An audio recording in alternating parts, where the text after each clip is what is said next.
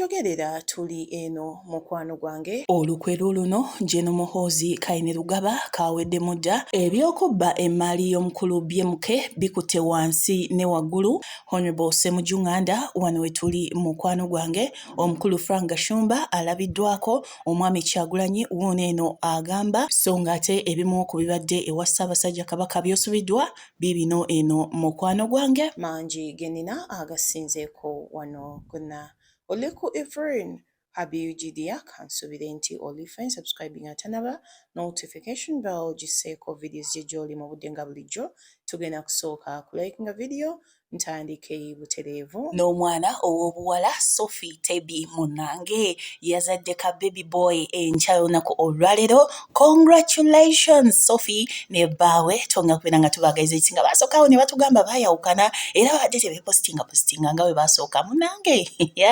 omugambo nga gwetala eno neri nenga Munange bazadde ka baby olaba dadi musanyufu nnyo nyini ddala era nga mami ne baby kosa ne dadi bali mu mbeera nnungi namwe nabatuse ku buwanguzi obutali bumu tubagamba nti congratulations badia mukama bampeere kyemusinga okwagala wabula tugenda kusookera wano nga abaana ba Talking Talk Show basindika obubaka eryani omukulu mubajje kati ninyo tugenda Sheke mubajje akulira obuyisiramu. You have a lot on your plate. Gentlemen, please. Mufti. Olina ebizibu bingi ebikumala. Va ku TikTok.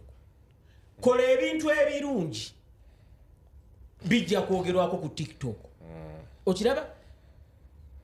Enkayana z'obuyisiramu z'olimu zikumala. If I told you are not busy enough. TikTok eriko abantu abakola ebikyamu tetubanyi naye ate eriko n'abantu abakola ebituufu nabo bangi. TikTok eringa bolaba bodaboda kyomuntu bodaboda emukuba n'emwasa omutwe ate raba muddusiza ku bodaboda omutwala mu ddwaliro nabo yakola junior bodaboda yamukulamu amannya 3 ate era kuba mutwala mu ddwaliro kati osobola kuva eri n'ogamba ti bodaboda yakubye junior n'olwekyo bagiwere. Nkugambye ye Sheikh buli omwajja muyingira naye nga tuli ku side ezeyo oli mwami oli mukyala omubeezi abuze otaganjudde zi site bakufeze mukwano face to face yaze kuyamba ofuna omwagalwa ow'olubeerera mukwano gwange enamba ku screen weri beebuuzeeko bajja kubeera nga bakuconnectinga butereevu eri omuntu oyo gw'onaabeera weetaze Haji Ameo Kakoma alomba ddwa ali wakusogenda be ng'ateeza obulamu bwonna ddwa enamba ku screen weri mukubireko mwebuzeko alombeddwa ate bibeerenga biterera. Uncle Frank alabiddwako ng'ategeeza bw'ati kati ninyo tugenda lukwago n'omujjako bwa meya afa agenda kubeera ala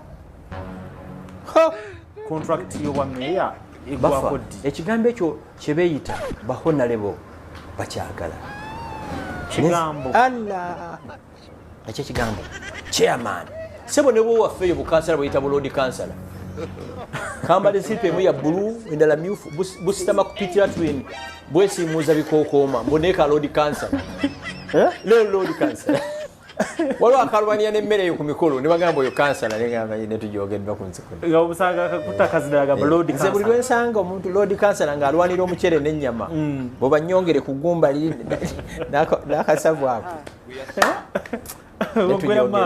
naye nga ekibiina kino ekya bagita People Power Front mbu mukwano kyekiri ekyali ekyani eky'omukulu Mpuuga mbu Mpuuga yatidde buti naye kansaleko kati nnyo kano lumbi yagamba tugende nabagamba Mpuuga bamuguze ekibiina kya PPF n'enzija n'enkikuba n'enkiyuwa n'atya okujja okkirangirira kati kyeyakoze n'akolagana ne Anita Amongi ne Balamu ne basindika kwabo abaaliko ko mu nnupu akatono bajje bakirangirira olw'ensonga nti babeera ne options nyingi buli kaseera ezibuzaabuza naye njala bawa mutegere bulungi nnyo information. Ladies and gentlemen, saagala mutye wadde okubeera mu enkenyera yonna ekyakozesezza ebintu bino. 1 Mpuuga talina kibiina mwagenda kujjira okujjako nga zibwa namunigina kati balonkinze no PPF nga nayo teri completely registered by EC nenga bajja leeta giregisteringa mujja kulanga bagenti kaleka tugenda kwegatta neki ne PPF which is tetulina buzibu nakyo naye njagadde bategeeza nti ekibiina kino ekya PPF kya mpuuga kati yasindise bano abaana bajje bakikole kye bakironkinge ladies and gentlemen ngira bategeeza ekibiina kino kya National Relevance Movement kya NRM n'abakiri bonna ngenda babategeeza bulungi mubategeere wabula kyenjalo bo assurance temutya don't be scared tebalina kye bali naye nga NRM ye National Relevance Movement oba National Resistance naye awe tuliye lwaki siva wano n'enzira eno munnange omukulu BMK yafa era nga bwe basoma abagagga tosobola soma abagagga n'otamusoma munnange emberenge teyagaze eno dda omwana Sheila Muwanga yavudde dda ng'omu ku baana b'omugenzi mukwano byatayasizza kansooke mukuwe ate nkwewe tuli kaakati mukwano gwange. This is something I never talk about. In fact, I'm scared to talk about, but I'm going to use my content creation abilities to seek justice for my late father. Because someone needs to talk about this. Be careful the people you call your friends because they might be waiting for you to die and take your belongings. My father, the late Haji BMK, worked so hard to build his legacy, to make his name, to make connections. And now one of the connections he made, his so-called brother from Kwagalana, the chairman of Kwagalana, not his blood brother, is now working day and night to take what belonged to him. Yet in public, he used to say, oh my gosh, this is my brother. And then, of course, not like that, but that's what he used to say. Please, everyone that used to go for events knows that this used to happen when they were together. But then again, I think my dad knew his friend because when he passed away in his will, he mentioned that we need to take out all our shares from Kwagalana, which we haven't gotten yet. Ekindese wano kwe kutereeza erinnya lya taata wange eribadde mu mawulire mu media ez'enjawulo. Haruna yayagala okutwala contract ne government era n'abidinga n'afuna contracts ezimu. Basically, zino contract akola emirimu up country ne bazimba amalwaliro ne establishments endala. HRN nga company yali temanyikiddwa kugende wa taata waffe n'agenda n'amusaba amuyambeko okubidinga ku zino contract lwakubanga BMK Uganda Limited yali ekozeeko ne government, so it would be much easier for him okufuna gino emirimu. Naye nga taata waffe tannamuyamba yamugamba abeere very careful lwakubanga akimanyi mbuno Haruna bites off more than he can chew, atwala emirimu left, right and center gy'atasobola. Also, I might say he's a little ambitious. In fact, ne taata waffe yali atugamba buli kaseera tulina okubeera careful Haruna gy'ali lwakubanga akukuta on top of biting off more than he can chew. Ebbanga lyayitawo nga amaze okufuna contract zino zonna, everything is working well, bamusasudde. Ministry of Health, AMSHI bonna nga bamusasuddeko at least 40% n'atandika okukola. Ebbanga ne liyitawo ba contractor ne bajja nga baagala okukebera emirimu naye nga Haruna akozeko 15% naye nga baali bamusasuddeko in advance 40%. I think along the way byatuuka ne bimulemerera kwegenda n'asaba abantu ssente ba money lenders, banka na biki byonna ne mafia nga mwotadde. Bino ebintu byonna ffenna abooluganda twali tetubimanyi, we just found out later along the way. Tubeerawo nga tutandika okufuna amabaluwa, tutandika okulaba ebintu mu mawulire naffe bye tutategeera, mbuno banka etwala ennyumba yaffe, banka etwala Africana, ebintu bwe biti. But how did this get to happen? Abantu abaali babanja Haruna tebakoma ku bank na ba money lenders ne ba supplier. Mwalimu Tata, mwalimu Roofings, mwalimu Uganda Bat, mwalimu Seroma, abantu bangi. Nga kumpi abantu abamubanja batuuka mu 1 billion. Ezo sente nnyingi nnyo ffenna nga tetumanyi kigenda mu maaso. Tutandika okunoonya Haruna teri amanyi gy'ali. Omusika waffe chairman Ali Kibirige Muwanga atandika okubira Haruna amasimu, takwata masimu, tewali amanyi gy'ali. In fact, mu beginning twali tutidde nga tumanyi there is something wrong with him. We yakwata essimu nakkiriza okumiitinga ne baganda baffe abamu, yagamba yagala meeting ne babiri bokka. One of them was the chairman, of course. Batula mu meeting bamubuuza ki ekibaddewo ng'agamba alina amabanja ebintu bingi nnyo bibaddewo, mafia bamunoonya nga tunoonya bamafia be baani. Olaba video y'eggulo ndowooza olaba bamafia be baani because at this point bamafia be bantu ba buli kanaku be tulaba nga bakirumirwa ba Andrew Mwenda. Kakati ekintu kya Andrew Mwenda, omukwano gwa Haruna ne Andrew Mwenda naffe it took us by surprise. Gwatandika in 2021 when my dad was very ill and they became such good friends by 2022 when these things all went down. Andrew Mwenda apparently is a known mafia. I could be wrong, but that's what I know. That's what I hear. Abayongera omubuuza how did all this happen? N'agamba mbuno bamuloga. I know it's very funny. Mbuno abeerawo n'alaba ekinyonyi kya black kijja buli kanaku mu nnyumba ye. Crazy talk. Kijja buli kanaku mu nnyumba ye ne kimugamba ebintu. It makes him sign things he doesn't understand. That's how he ends up signing all these things. How does he acquire all these properties that he fraudulently signed? I'm going to tell you this.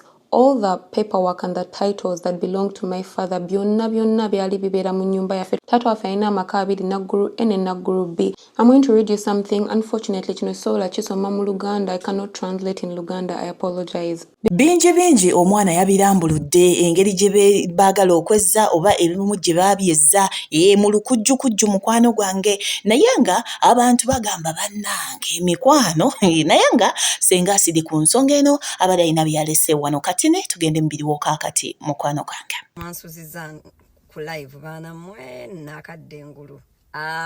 Yesterday ebyayogeddwako mu bingi ennyo wabaddewo session number that took us over 2 hours nga tuwuliriza ebigambo ebyavudde mu mwana wa omugenzi BMK, that is Bulayimu Kibirige, the late yali nanyini wa Africana and all other Africana group of other BMK group of companies. Chiriwo chigenda mu maaso when BMK passed on, omu ku baana be called Haruna Kibirige yakozesa olukujjukujju forging ebyapa, forging signatures, and he obtained money and loans from different banks. And then also yakwata chapa one of his homes in Naggulu na chisinga mu banka. Sadly, these documents are fraudulent and the banks have been notified, the lenders have been notified that these documents are not real, they are fraud. But guess what? The lenders are still going on to try and take the property of this family, even when the documents presented were false. Please bear in mind that this was being done by an individual, not as a family. So I would think that the individual should be held accountable, but not let the whole family to go down the drain, especially if the documents were fake. I mean, don't you guys have loans officers? I mean, you give out a loan without doing due diligence to verify the authenticity of these documents. I would think if those documents are fake, abagula mwena abaola mwena, you did that on what we call empewo. However, I am told that wali abantu abanene mukoko abagala abakola obutawera okutwala emali eyomufu bannange, abantu ababba emali yabamulekwa. Do you also take a step and think that tomorrow you are not going to be here? Nti eyakola ebintu olwaleero ali magombe naye gwe oyagala everything he worked for all his entire life obimutwaleko abaana be balye ku kasasiro. Abannayuganda obutasiima omusajja BMK nga yakolera abannayuganda. Omwami oyo employed a lot of Ugandans, especially in the hospitality field, and also others. I also do know that that guy opened up a whole business and took Ugandans to work in Zambia, all still under BMK. So really, Uganda, that guy was a law-abiding citizen. He did not commit any fraud, no crime, no nothing, unless he died with his hands clean. And it's so sad. Obusiramu emali ya Bulayimu ne bamulekwabe ne bannamwandu mazima musazewo just kubaweereza dduwa bannange. Bulayimu nga yakolera obusiramu, abaana abasiraamu nga Bulayimu yabawa emirimu, Bulayimu nga yasomesa abaana b'abasiraamu. Nkugambye embeera yeeyo ekyali ku sayidi ezeeyo katubasabire ate babeerenga bakiyitamu naye nga munnange ntandikirewa mu nsonga zino tugenda kusimbayo ebya Muhoozi of course naye nga katusooke wano munnange paati z'otalabye. Nakutegeezeza nti Katikkiro Charles Peter Mayiga yagobye ekisookera ddala eggaali n'agoba ebyobufuzi akina bipande simanya oyimba Bobby gwe ne bakwatako abaana babadde nga be bagamba mukwano mutandikira ekisooka kya byonna ffujjo kwe batudde kati abo butambikamu bubiri busatu tugenda ate mu birala mukwano gange.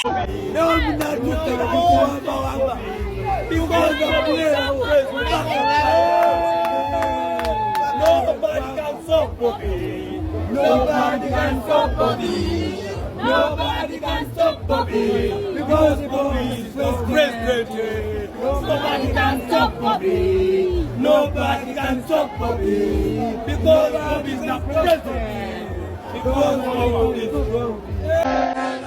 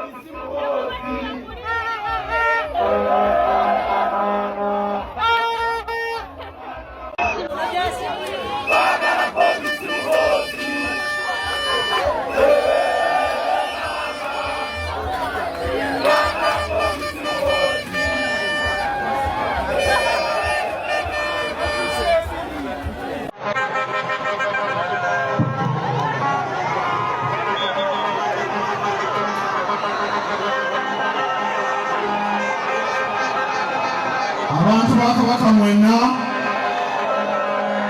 Ssabasajja Kabaka abalamusizza nnyo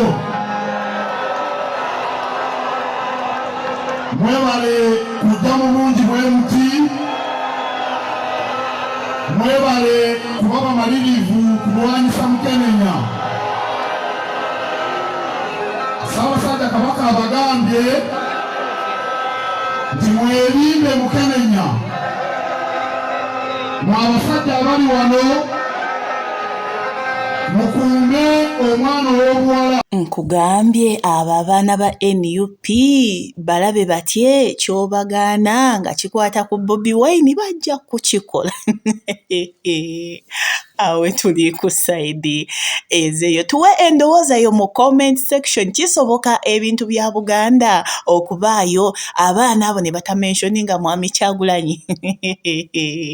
Wabula tugenda sembayo eno omukulu Ssemujjunganda aliko byaleese Jeno Muhoozi Mbujji naye tuli eno mukwano olukwe luluno tugenda.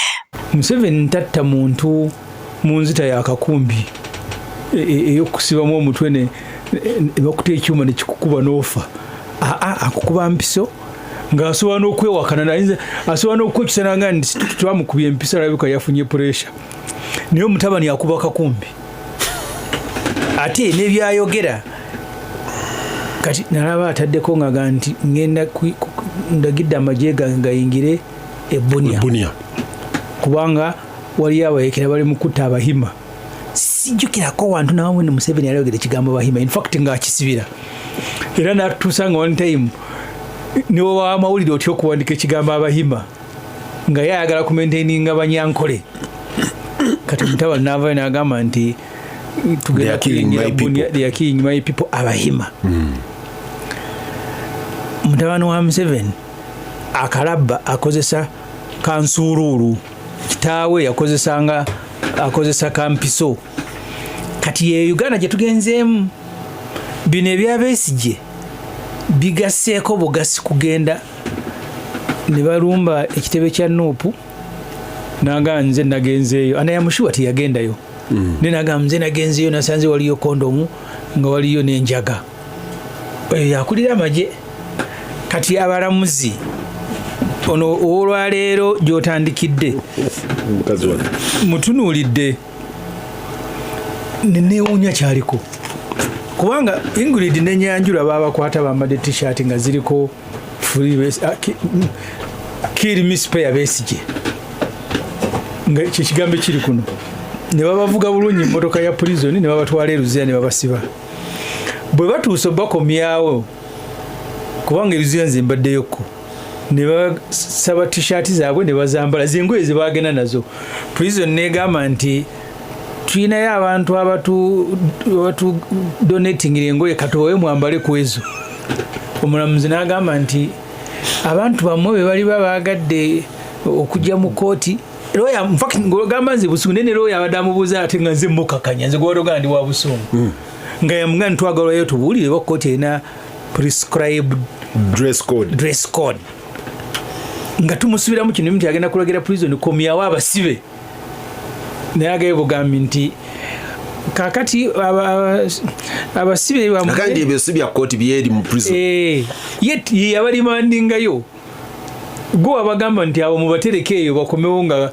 lwaira 25 kati agambye nti we bali babaagadde okwambala nga prison bwe bagamba balidda kati mbawadde nga 10 kyovola kati abantu abadde bavuma yesingiza muhoozi Kaine Rugaba ebintu byateeka ku mikutu ennaku zino nga n'ebigambo ebimu tosobola kubyogera ku leediyo ngeri gyabyogeramu naye ng'ate alaga nti yalina obuyinza obukola ku buli kimu ab'amawulire mwe bapita yabagambye mulina okugenda mu ofiisi babayigiriza amawulire tulina okureportinga ewuwe atajje babayise ku UCC tebabayise ku UCC yagaya ofiisi ye kati president gye yakwasiza ebyamawulire babayise ku UCC gye mugenda obikolera nti anaaba tagenze si UCC ne yayogera ye yayogera anti kati bayogera nga UCC bayita tugenda kujja kola UCC exactly kati point baguma gyakola it's a very strong point abantu bamutwala mbu ali mu byakuzanya mu byakusaagirira si byakusaagirira bw'amala okuwa oda wano gye batwala ng'eyekiralu abasa mu nkola nga basa mu nkola era ffe beyewerera nali ngamba gundi awo baali seefu Erweru bwe yagamba this buffoon nyina okumumaliriza omwaka guno kati mankyali ku buffoon agase mujo ina kufa mwaka guno ngamba ati kati buffoon yagivudde kaze kunze ekirungi ne yewerera bangi naye olw'okuba yakulira amagye nga yalangirira kati wadde omulaba Besigye nja muzaayo mu general court martial si nja muzaayo kati ngina mutanegendereza ngina kusinzira bwe yeeyisa kati awo ate gwe Winnie mukyala wa yali amuyitano ne yali mukitamina na mukyala wa Besigye agaye yali mukyala wa Besigye bwe mutalekera okumanyira bawo ngenda muzaayo kati Peter ebyobufuzi bye tuyingiddemu Museveni abadde enkola ye y'ebyobufuzi kankuwa ekyokulabirako wano mu bulamu bwange omuntu gwe nali ndabyeko gwe nali mpuliddeko nga bamuwanise kalabba yali Sebirumbi omugenzi oyo Katonda amusaasire chairman wa UPC naye bagandi mu Uganda